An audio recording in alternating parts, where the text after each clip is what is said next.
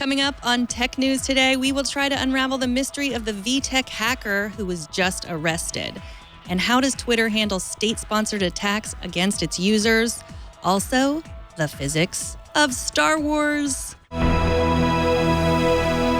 This is Twit. Bandwidth for Tech News Today is provided by CacheFly at CacheFly.com.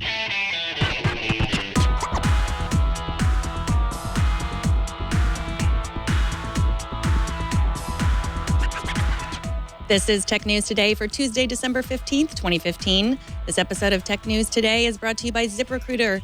Are you hiring? With ZipRecruiter.com, you can post to 100-plus job sites, including social networks, all with a single click. Screen, rate, and hire the right candidates fast. Try ZipRecruiter with a free 4-day trial now at ZipRecruiter.com/TNT. And by the Ring Video Doorbell. With Ring, you can see and talk to anyone at your door from anywhere in the world using your smartphone. It's called Caller ID for your home. Right now, you get free expedited FedEx shipping in time for the holidays when you go to ring.com/TNT. Tech News Today is still the show where we talk about the tech news with the journalists who report it. I am Megan Morrone. Mike Elgin can now be seen via social media roaming the earth. He promises to check in and appear on This Week in Google, This Week in Tech, and our Tech News Today holiday specials, where he and I interviewed some fantastic people, including John Markoff and Sherry Turkle. Our co-anchor today is Iain Thomson, reporter at The Register. Welcome, Iain. Hi, Megan. Good to speak as ever. So we've got a lot of good privacy stories today, which I'm so glad you're here to join me to talk through them. Let's get to our top story. The Wall Street Journal reported this morning that a UK man has been arrested in connection with the VTech hack that was reported last month. The 21-year-old man is reportedly being held on suspicion of unauthorized access to a computer and causing a computer to enable unauthorized access to data. Both of these are violations of the Computer Misuse Act. The VTech breach leaked information on 6.4 million kids and nearly 5 million adults. So I have been confused about this story because I know that when we reported this story, it sounded like the hacker was doing this for the good of the people whose information was being exposed, and he didn't release it. Do you know what's going on with the story yet? My understanding is the information hasn't been released as yet, but I think the old excuse that I was only doing this to highlight security flaws just really doesn't cut it anymore. I mean, if you see someone's neighbor's door hasn't been locked properly, you don't go in, steal some of their stuff and give it back to them to say, this is what could have happened. You do your best to lock the door and go and just leave them a little note saying, please do it better next time.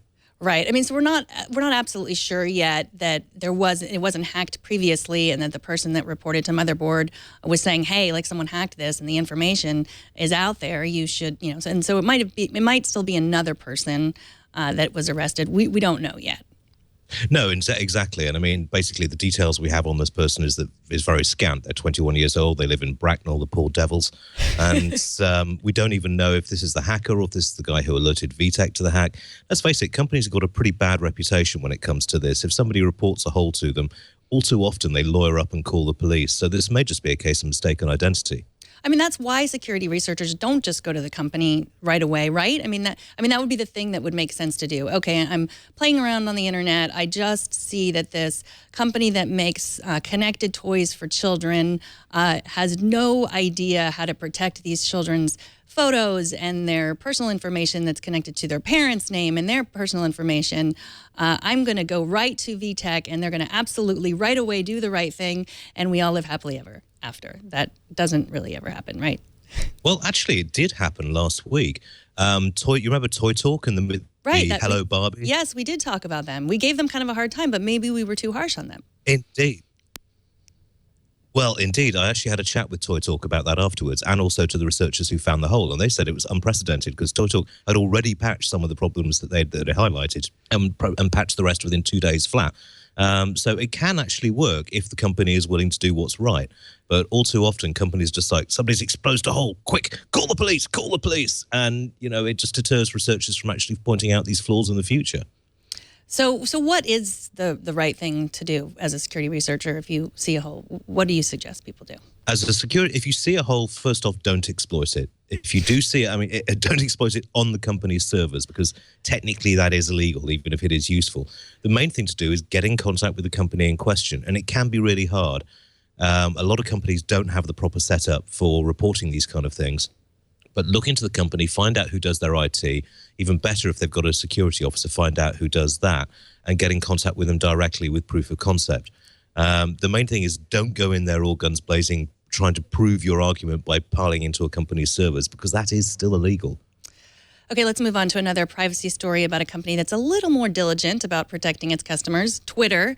Our first guest has worked at the Electronic Frontier Foundation, the Berkman Center for Internet and Society. She writes extensively about privacy, cryptocurrency, and Chipotle. Welcome, Motherboard contributing editor Sarah Jeong. Hi. Thanks for coming on. Yeah, thanks for having me. Late last week, you wrote a piece about a number of Twitter users who received a notice from the company saying that they might be targets of a state-sponsored attack. What can you tell us about these notices? So the notices went out to a bunch of people. There isn't really a clear pattern between all of the people that received the notices. And it seems, well, Twitter says that the information that was taken, if any, was usernames, email addresses, phone numbers, if you have your phone number registered with Twitter, IP addresses. Twitter doesn't handle social security numbers or anything like that, so it's not on the scale of, say, like the OPM hack or whatever. But they are saying that this was probably a state-sponsored attack, which is quite unusual. Like, this isn't just sort of run-of-the-mill cyber criminals trying to make a buck or two. These are presumably, there's a government. They don't name which government because that would be a little weird. There's a government out there that's trying to get one of these users, and it's not entirely clear what for. Well, as you say, I mean, they don't say which government itself, but there must be some fairly high contenders on the list. Any guesses as to who it was? No, I just don't know, because it's a little like looking for a needle in a haystack when they hit so many users. And I identified I talked to maybe 7 of them for the piece when the notices first went out. I couldn't really find any clear links between all of these people. Like, there were a fair number of Canadian users. There were a lot of people who were, sort of vaguely related to the security community, but they were like all over the place, really. So there weren't really any particularly very clear links. So one of the first accounts to report the warning was a Canadian nonprofit, Cold Hack. I think if you're watching the video, you saw that notice. Can you tell us what they do and why they might have been one of the targets? So Cold Hack runs Tor relays, among a few other things. And so they run computers that are in the Tor network, and they pass along internet traffic to obscure what it's doing. So Cold Hack was implicated. They think that they were targeted because one of the founding members of Cold Hack is a developer with Tor. And so they think that this entire thing is related to Tor. Interesting. So, I mean, Tor obviously has some very good uses, but I mean, as I understand it, Facebook has a Tor page, but Twitter doesn't at the moment. Is that correct? Yeah, that is true. Okay. So a lot of people were privacy experts that received these warnings. They had 2-factor authentication turned on, and they don't report seeing any login attempts. Do you have any more details about what might be going on? Well, given how many accounts received this notice, and then on top of that, in the notice it says you might not have been the target of this attack, we think that maybe there was like a server breach somewhere, so like a larger database was breached, as opposed to individual accounts being attacked one by one through the login page. So that's what I can guess is going on, but Twitter isn't being particularly forthcoming with the details because I guess, there's an ongoing investigation. And this is quite a bit of transparency if you think about it. Like the fact that they went out of their way to tell a bunch of people that they were the targets of state-sponsored attacks, like that's much more transparency than one could expect from a corporation normally. Well, I mean, we have had similar warnings in October from Facebook and Google were on this from game. Google and Facebook, but those were unprecedented as well. So Twitter is following like a wave, but it's a new wave. Yes, indeed. You don't see the big players doing this. Yeah. So you wrote a book this year, The Internet of Garbage. It's a book that's partly about the challenges of moderating content platforms. How do you think big companies like Twitter and Facebook and Google, how do you think they're prepared to handle these sorts of challenges when it comes to state-sponsored attacks that we've been seeing? Well, it's really interesting, actually.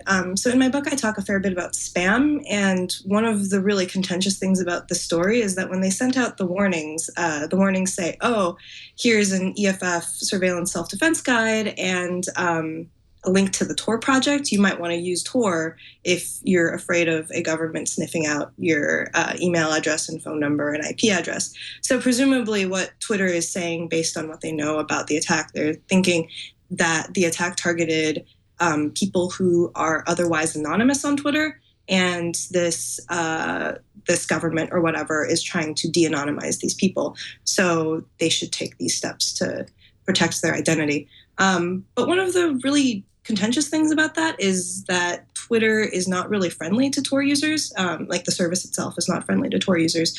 A Twitter spokesperson has told us that Twitter does not censor Tor or block Tor access, but people who try to use Twitter through Tor have a really hard time using it, because when Twitter detects Tor activity, it will often assume that you're a bot or like a spammer, and then it will throw up like a thing that requires you to input a phone number, which means that if you're trying to preserve your anonymity, you have to go out and buy a burner phone with cash. Otherwise, your whole thing is busted. So it just gets like increasingly harder and harder for someone who's trying to preserve like perfect anonymity, which is, that's not something that most of us worry about. But the people who do worry about it, like they could have a lot to lose. And it's like, not entirely their fault. And I think it's interesting because basically, Twitter is out there telling us, oh, we don't block Tor access, but they kind of do, just because they have these anti-spam measures in place that make it very hard to use Tor. And that's the case with a lot of services. A lot of services are basically kind of making it very hard for you to preserve your privacy because they have to also deal with spam. And yeah, that's just something that I'm not sure what to say about, but that's increasingly a policy issue that people have to deal with. Well, Sarah Jeong, thank you so much for reporting on this and all of the reporting that you do. Sarah is the contributing editor at Motherboard and the author of The Internet of Garbage, about free speech, the complications of social media, and online harassment. And she is at Sarah Jeong on Twitter. Thanks so much for joining us. Thank you. Take care. This episode of Tech News Today is brought to you by ZipRecruiter. Are you hiring but not sure where to find the best candidates? As a business owner, your company is only as good as the people you hire.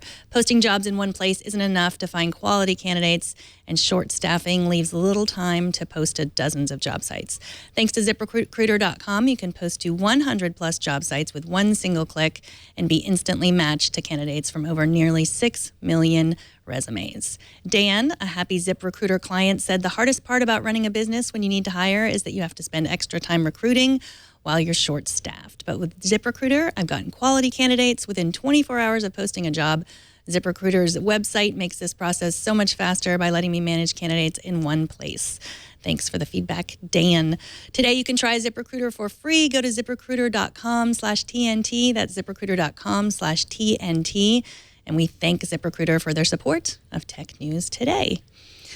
Star Wars The Force Awakens premiered last night in Los Angeles. I do not think our next interview will be filled with spoilers, but I know some of you out there prefer total information blackout. So just mute me and look away, but please promise to come back. Thank you. Our next guest is a physics professor who writes for Wired. We've called on him in the past to explain the physics behind everything from Tesla's home batteries to Thor's hammer.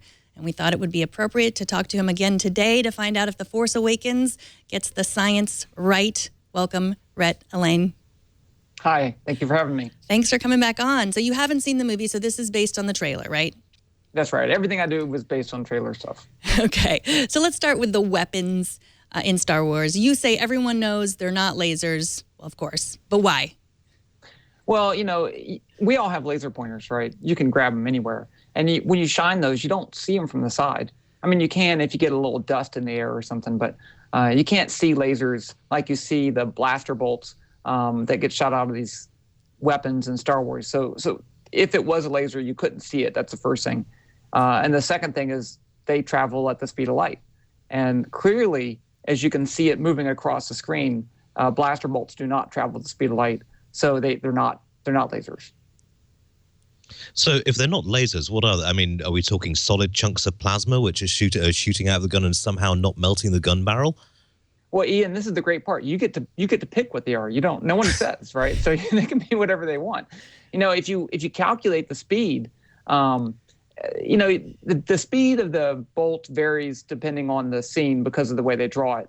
But it's around 70 miles an hour or something like that. So I mean, this is like Nerf dart speed. A little bit faster. It's faster than a Nerf dart. But if you want it to be Nerf darts, it could be Nerf darts. Just paint them red, and there you go.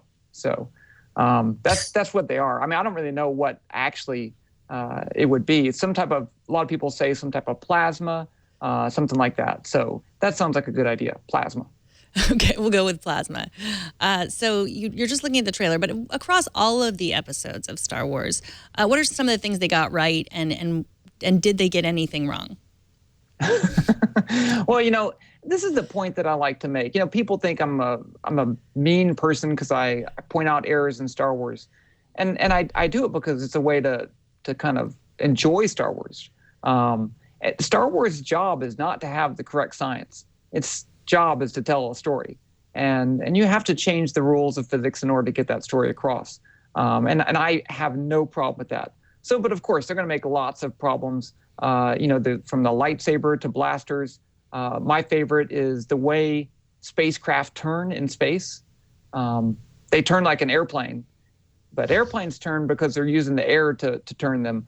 And in space, there's no air. So a spacecraft wouldn't bank when it turns. It would just kind of turn and use thrusters and stuff like that. I haven't written about that, but other people have written about that before. So that's the biggest error that you see in space. And then you have no sound in space. Sound has to have some medium to transfer from one place to the other, and there's nothing there. Explosions in space, it wouldn't be really fiery. All those things are the most common errors that you see in Star Wars. But again, that's in the air, so they would turn like that. But the idea is to portray space battles like a dogfight from like World War II. And so that's why you want to make them, you make a connection between something people could see before, like a actual airplane dogfight and space dogfights. So that's why they turn the way they do. Although, I mean, if you are going to set up a universe like this, it's got to be internally consistent with canon, you would have thought. But I gather there have been mistakes even with that in the Clone Wars with R2-D2. What went wrong there? Well, I don't know what the official canon statement on R2-D2 is, but as we all know, I guess it's not a spoiler if it's from 1977. Would it be a spoiler? No. No, I don't think so. Okay, so R2-D2 doesn't fly in the original trilogies, but he does fly in Episode 2. And so, I mean, I don't know if that's just they said, hey, he chose not to fly, or he couldn't fly, or they changed the canon. I'm not sure. But the cool thing is the way he flies is wrong. That's one of the things I like to point out. If you look at the movie, he flies and he has his thrusters pointed backwards to move forward. This is a big problem in physics education. The idea that you have to push something forward to make it move, which isn't true. If you push on something, it changes its motion. It doesn't make it move. So if you want to fly at a constant speed, he would just have to have his thrusters straight down, not pointed back. But that again, it's part of telling a story. If you draw it correctly, a lot of people would kind of think it looks wrong, even though it's right. And that might pull people out of the story. So from my perspective, it's fun to make an analysis of how you can make them fly and how it would really look.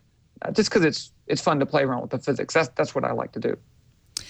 So if anyone's watching who thought there were spoilers, you can come back. We're done talking about Star Wars. But I do have another question about something you wrote about today on Wired, about those items that everyone is taking and wrapping and putting under their Christmas tree in their house. even though we hear that they explode and set people's house on fire. Of course, I'm talking about hoverboards. What did you figure out about the physics of hoverboards and what's going right or wrong there?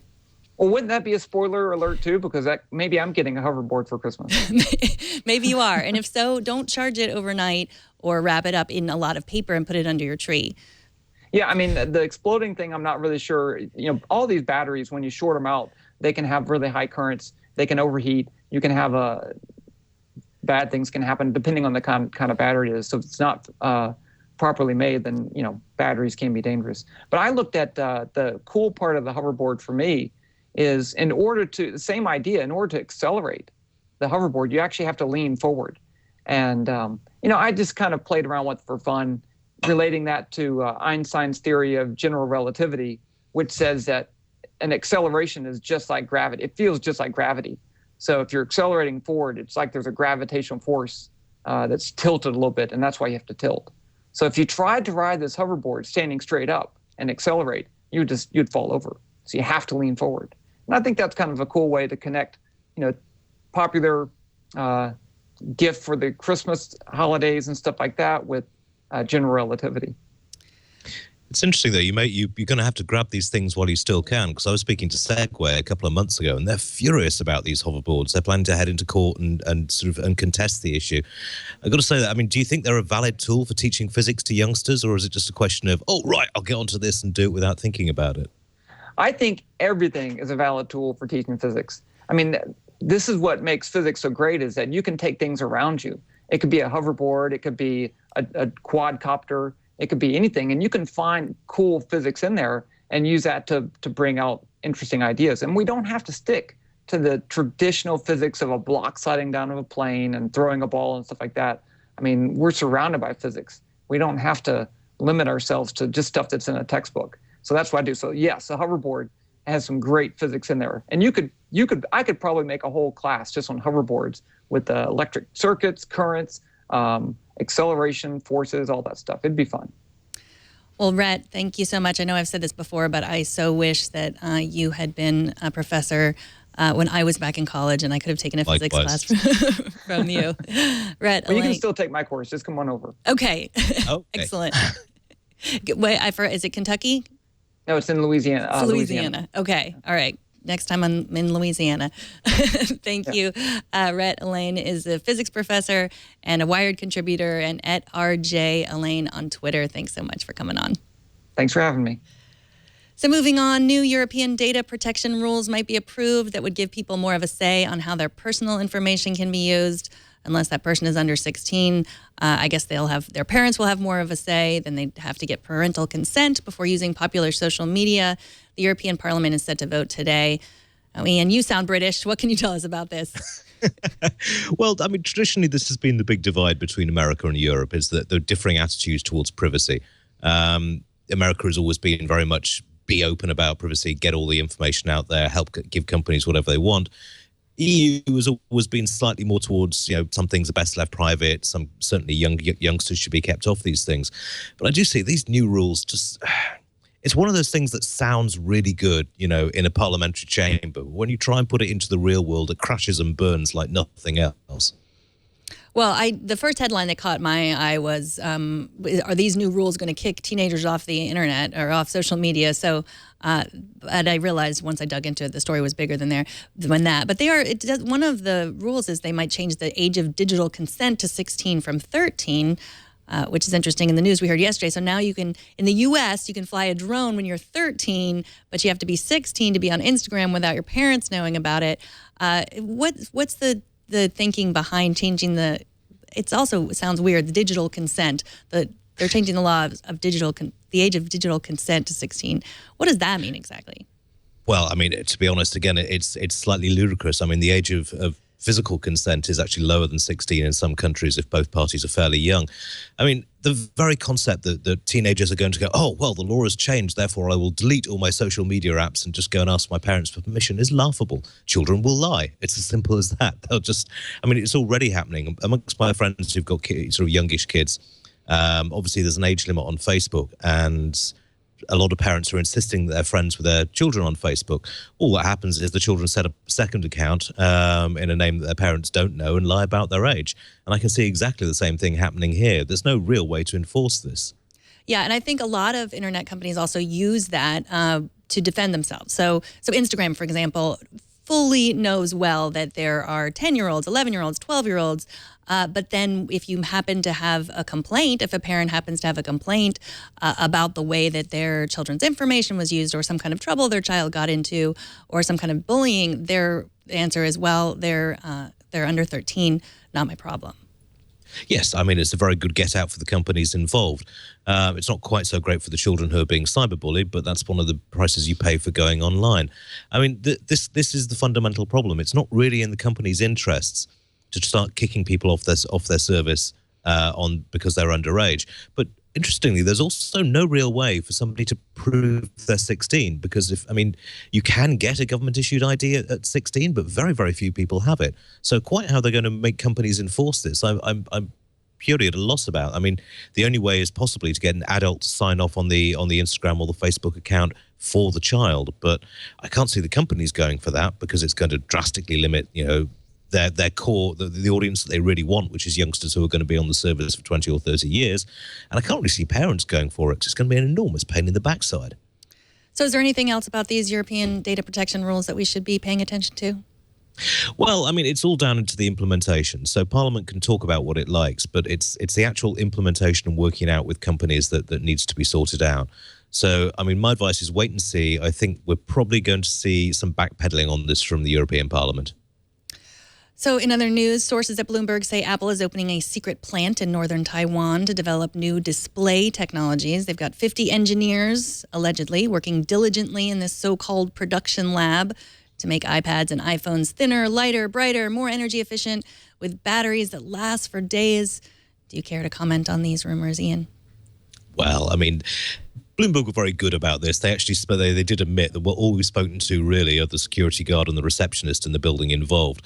And they got nowhere with that because, I mean, if it is that Apple has bought this plant, then you'd expect them to get nowhere with that, because Apple takes an almost Trappist notion towards secrecy. We saw this when the iPod and the iPhone were developed. The developers were stuck in a separate section of campus. You couldn't get in there. They couldn't discuss it with anybody else. If they did, they'd be fired. Apple has a fetish for secrecy about new designs, and quite rightly so, because it's made them a very, very rich company. I think it's likely that this is the case, and it's also slightly disappointing they've set this lab up in Asia rather than in America. It kind of shows where the talent's going. Yeah, true. And in the It's About Time department, Netflix says they're boosting streaming quality by re-encoding their entire content library of movies and TV shows. The shows will look better and use less data. Variety says the quality level will be adjusted according to what you're viewing. So The Verge uses the example of if you're watching My Little Pony, Iain, the quality will be very different than when you're watching The Hurt Locker. I'm sorry, you're trying to imply that I'm a brony in some cases. I'm sure that pink costume has nothing to do with me. It just happened to be lying around the office at the time. But no, I mean, this is a good move by Netflix. And it also allows them to get into markets where internet quality isn't as good as you'd find in other countries. But it's also going to have a knock-on effect when it comes to data caps, because we all know Comcast is lowering the bar on data caps, not particularly because of network congestion, as their own internal documents show, but it's purely a profit play.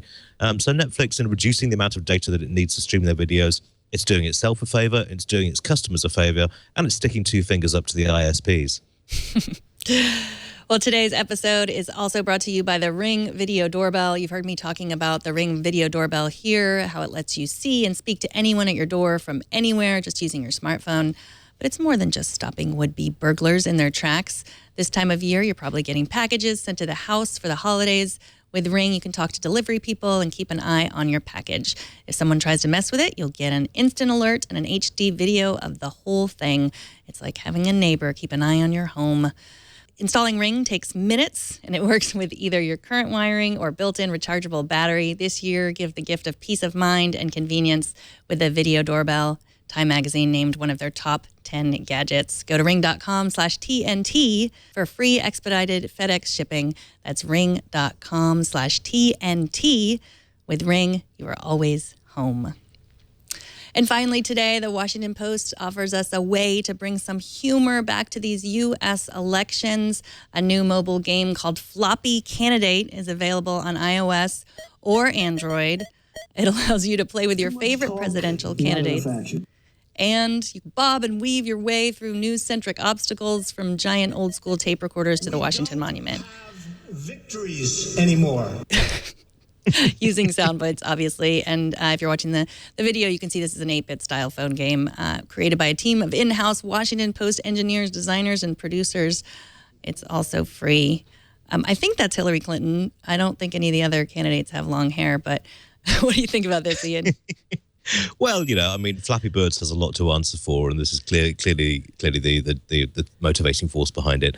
I think it's actually rather cute in its way, and anything that gets people more politically engaged is to be welcomed, particularly considering the quality or lack thereof of the candidates that you've got so far. Quite frankly, you just have to listen to some of the things that Donald Trump and others are saying, and it's moved from being comedic to being actually fairly horrifying. An awful lot of my European friends just like, is this guy serious? I mean, is this guy the front runner for the Republicans? So, yeah, it's anything that brings some humor to this campaign is desperately, desperately needed. So I think it's rather cute in a way, and I've always got a soft spot for 8-bit games. Exactly. I think it's cute, and I could not agree with you more. I think I have always believed that any press is good press, and so the more people tweet about the annoying thing they disagreed with, whatever politician they disagree with, I think that just gives that politician more attention. And so, so I do think this is a much better humorous. Yeah, outlet. I mean, unfortunately, the Donald seems to survive on attention in a way that a vampire survives on virgins. It seems to reinvigorate him and get out there more. I think in a way it would almost be a lot easier if people just started ignoring what he was saying. But he comes up with such great sound bites that a lot of journalists can't resist it because it gets great hits. Meanwhile, Bernie Sanders, who's got roughly the same number of supporters, is getting a tiny fraction of the same coverage because, talking about banning Muslims gets you big headlines. Talking about, maybe being slightly fairer in our health and education system, it's not such great headlines, but there's still a lot of good policy in there. It is true, yeah. I think also if everyone collected the crazy things that you said on this show about vampires, also would make an excellent thing for people to tweet. I'd have immigration kicking me out the border if necessary. Although I did see apparently the DHS are now looking into social media feeds when they're working out immigration applications, so I may have to calm it down a bit. Yeah, they are looking to them, but we'll keep it quiet about the costumes and the vampires and all that. I'm sure no one's watching or recording this, so it's fine.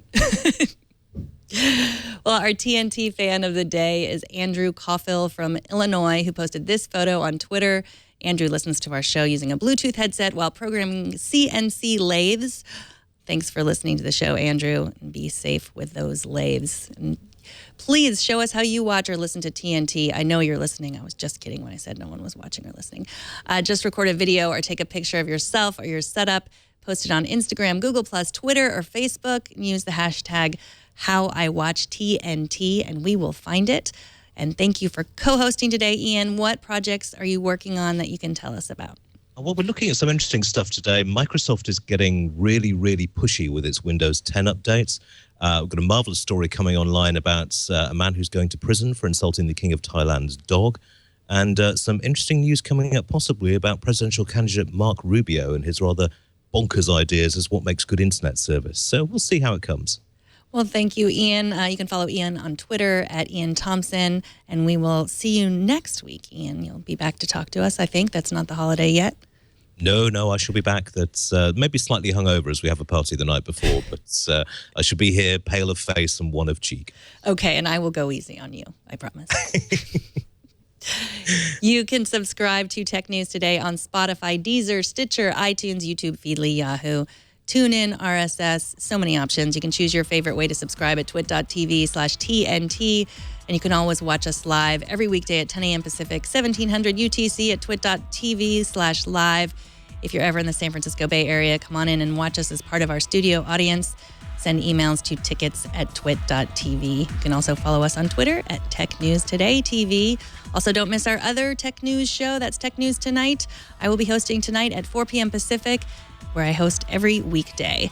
And that is it for the Tech News. This show was produced by Jason Cleanthes and edited by Anthony Nielsen. My name is Megan Morrone. Thanks for tuning in. We'll see you tomorrow.